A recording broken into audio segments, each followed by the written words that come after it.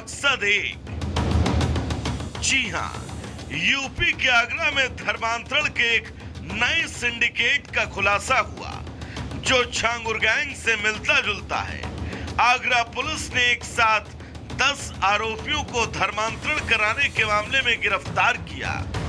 गोवा के रहने वाले आयशा उर्फ एसपी कृष्णा, दिल्ली के मुस्तफा उर्फ मनोज, कोलकाता के अली हसन उर्फ शेखर रॉय, ओसामा, देहरादून के अबुर रहमान, आगरा के रहमान कुरैशी, मुजफ्फरनगर के अब्बू तालिब, जयपुर के मोहम्मद अली, जुनैद कुरैशी। ये वो चेहरे हैं जो गरीब और बेसहारा लोगों को धर्म परिवर्तन के लिए उकसा रहा था और उसके पीछे छिपी थी एक सुनियोजित साजिश। पुलिस के मुताबिक ये गिरोह आईएसआईएस के पैटर्न पर लड़कियों का ब्रेन वॉश कर उनका धर्म परिवर्तन कराने के साथ आतंकी मंसूबों में झोंक रहा था। इन्हें धर्मांतरण के सभी आरोपियों को अमेरिका, लंदन, कनाडा, दुबई समेत पाकिस्तान की एजेंसी से फंडिंग मिल रही थी। आरोपियों ने अपने नेटवर्क देश के एक तो नहीं बल्कि 6 राज्यों तक फैलाए। माना जा रहा है कि ये जलालुद्दीन से भी ज्यादा तेजी से अपना शिकार चुन रहे थे। उत्तर प्रदेश विधि विरुद्ध धर्म संपरिवर्तन प्रतिषेध अधिनियम 2021 जो बनाया गया धर्म परिवर्तन के लिए, इसके अंतर्गत मुकदमा रजिस्टर्ड किया गया। घटना के जब हम लोग तह में गए, जब इसको दिया गया, इसीलिए साइबर जो हमारी साइबर थाना है उसको, तो घटना के तह में जाने पर पता चला कि कई प्रदेश में कम से कम 6 प्रदेश ऐसे थे जहां पर जो लोग बैठे हुए थे वहां पर ये लोग रेडिकलाइजेशन को बढ़ावा दे रहे थे, लफ्ज़ जिहाद में संलिप्त थे और इसकी फंडिंग विदेशों से होती है। धर्मांतरण गिरोह के इन आरोपियों को अलग अलग टास्क मिला था। ये रैकेट नाबालिग लड़कियों को लव जिहाद में फंसाकर उनका जबरन धर्म परिवर्तन कराता था।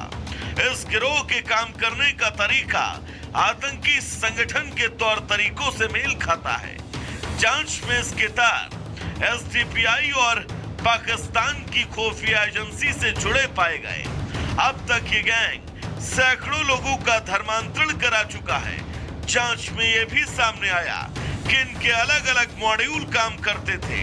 एक ग्रुप फंडिंग जुटाता था, दूसरा लोगों को रेडिकलाइज करता था और तीसरा उन्हें छिपाने की व्यवस्था। यह अभियान जिहाद के नाम पर अंतर्राष्ट्रीय जिहादी फंडिंग प्राप्त करने, रेडिकलाइजेशन की कार्रवाई करने और राष्ट्रीय सुरक्षा में सेंध लगाने के उद्देश्य से अवैध धर्मांतरण, डार्क वेब और अन्य नेटवर्क के जरिए गंभीर अपराध करने वाले अपराधियों के विरुद्ध है। इस कड़ी में 6 प्रदेशों में साइमल्टेनियस दबिश देकर के 10 लोगों को गिरफ्तार किया गया है।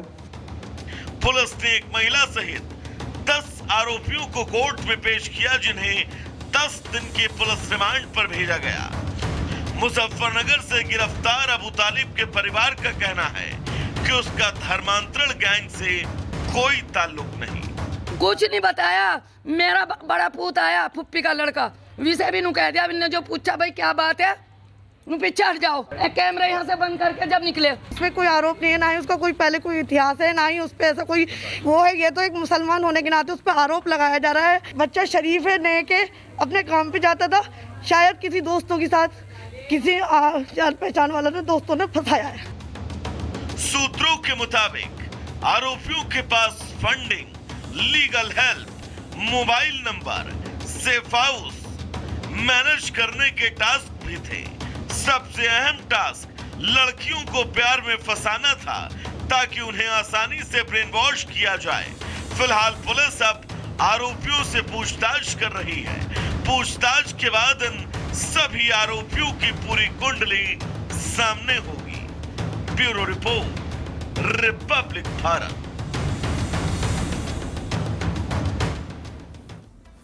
और इस धर्मांतरण गैंग का आईएसआईएस कनेक्शन कैसे सामने आया है, चलिए अब वो आपको बताते हैं। अवैध धर्मांतरण गैंग की जांच में यूपी पुलिस ने खुलासा किया कि आईएसआईएस की तरह ये लोग काम करते हैं, धर्मांतरण रैकेट चला रहे थे। आरोपी लोगों को धार्मिक रूप से कट्टर बना रहे थे। आरोपी कम उम्र की लड़कियों को लव जिहाद में फंसाते थे। जिहाद के नाम पर विदेशों से इन्हें फंडिंग भी मिल रही थी।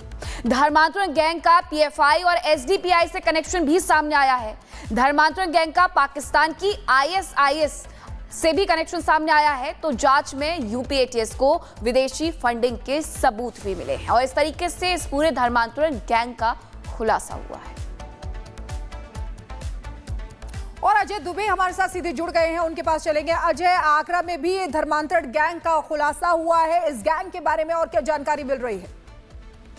बिल्कुल, देखिए, जब कल प्रेस कॉन्फ्रेंस डीजीपी हेडक्वार्टर में की गई और जो मुख्य चेहरे उत्तर प्रदेश पुलिस के, खुद डीजीपी राजीव कृष्णा, इसके अलावा एडीजी एलओ अमिताभ, यश और आगरा के कमिश्नर, इनकी मौजूदगी में इस पूरे मॉड्यूल का खुलासा किया गया। कैसे ये ब्रेन वॉश करते थे, कैसे दोस्ती करते थे। और सबसे हैरान करने वाला मामला आगरा का ही है, जहां की एक लड़की इस पूरे ट्रैप में फंसी और ना वो खुद फंसी बल्कि अपनी छोटी बहन को भी साथ में लेकर आई और फिर वो इस प्रोसेस का पार्ट बन गई और दूसरी हिंदू लड़कियों को खोजकर फंसाने की कोशिश में लग गई। और यहीं से इस पूरे मामले का खुलासा होता है। जब वो लड़कियां नदारद हो जाती हैं, भाग जाती हैं, पुलिस उन्हें खोजना शुरू करती है, तो स्टेप बाय स्टेप इस ट्रेल को फॉलो करते हुए इस पूरे गैंग का खुलासा होता है। अब इसमें जो की पर्सन है उसको लेकर कई बार हमने सवाल डीजीपी से किए, पर उन्होंने कहा कि क्योंकि एक लाइव जांच का मामला है, इस मामले में लगातार जांच चल रही है, नए नए नाम, नए नए जो डायमेंशन है वो सामने आ रहे हैं। इसके चलते जो की पर्सन है उस पर उन्होंने कोई बात नहीं कही। पर महत्वपूर्ण ये हो जाता है कि इस तरह के जो मॉड्यूल अलग अलग सक्रिय हैं और लगातार, चाहे वो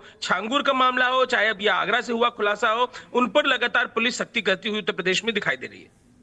इस पूरे मामले के तार, अजय, बताया जा रहा है कि 6 राज्यों से जुड़े हुए हैं। क्या इस बारे में कोई जानकारी पुलिस की तरफ से दी गई है कि ये पूरा धर्मांतरण गैंग कितना पुराना है, कितने महीनों से, कितने सालों से इसे चलाया जा रहा था और अब तक किन किन लोगों का धर्मांतरण, कितने लोगों का धर्मांतरण हुआ है? देखिए, ये तमाम सवाल जब हमने डीजीपी से किए तो क्योंकि वो इसे बार बार लाइव जांच का मामला कह रहे थे, 6 राज्यों का उन्होंने जिक्र किया, जिसमें महाराष्ट्र, पश्चिम बंगाल, जो दक्षिण भारत की कुछ स्टेट्स है उनका भी उन्होंने नाम लिया। लेकिन जो क्या नंबर्स क्या है, धर्मांतरण कितनों का हो चुका है, कितना कितना पैसा दिया जा रहा था, क्योंकि छांगुर के मामले में हमने रेट कार्ड भी देखा था। इस मामले में लाइव जांच का हवाला देते हुए बार बार डीजीपी यही बात कह रहे थे कि अभी जब लाइव जांच चल रही है तो कुछ मुद्दों पर अभी हम प्रकाश नहीं डाल सकते। तो जो कार्रवाई को लेकर हेडकाउंट का मामला है, जो पैसे का मामला है, उस पर पुलिस ने कोई बात नहीं कही। लेकिन ये सब मामले हैरान इस तरीके से कर रहे हैं कि क्या ये इतना आसान हो गया है कि ब्रेन वॉश करके उन्हीं लोगों का इस्तेमाल नए शिकार बनाने के लिए किया जा रहा है। तो पुलिस ने अब इस पूरे मामले में खासतौर पर आगरा पुलिस का जो टीम है, आगरा की जो पुलिस की टीम है, उसने इस पर सख्त कार्रवाई की। अलग अलग राज्यों में जाकर दबिश दी, पुलिस से परमिशन ली, पुलिस ने कोर्ट से परमिशन ली और वारंट लेकर अलग जगहों से गिरफ्तारी की।